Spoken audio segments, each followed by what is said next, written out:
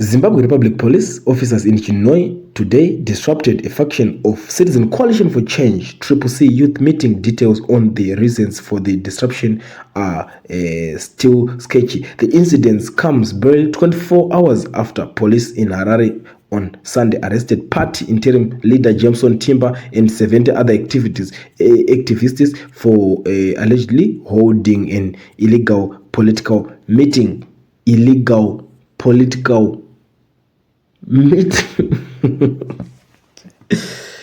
Zimbabwe,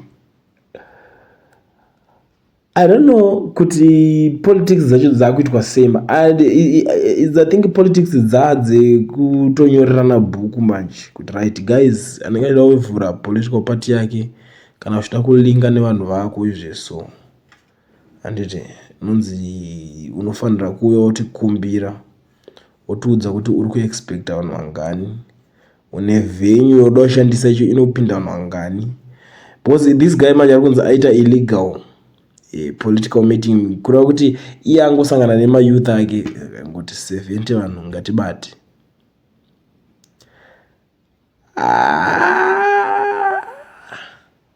Unaona, amen.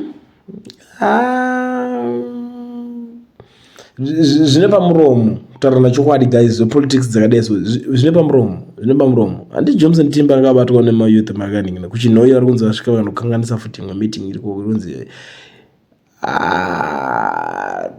guys, all right. What about democracy? Because at the end of the day, there is democracy in Zimbabwe. Munhu anoita zvaari kuita ikoko.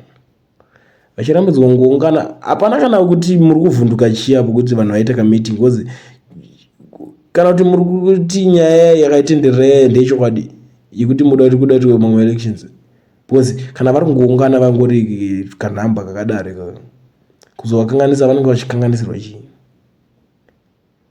Oro nyaya yekuti pari kungonzi catch them young, vabate vachiri vadiki kudaro, vachiri kutanga kamovement ikaka, because makangovasiya chete vanotanga kukura musoro, vakakura musoro vanobva vawanda, kune kwakuzvarwa mamwe mapolitician ane hasha, vanotanga kudzidziswa politics vakazotinetsa. Hai, neZimbabwe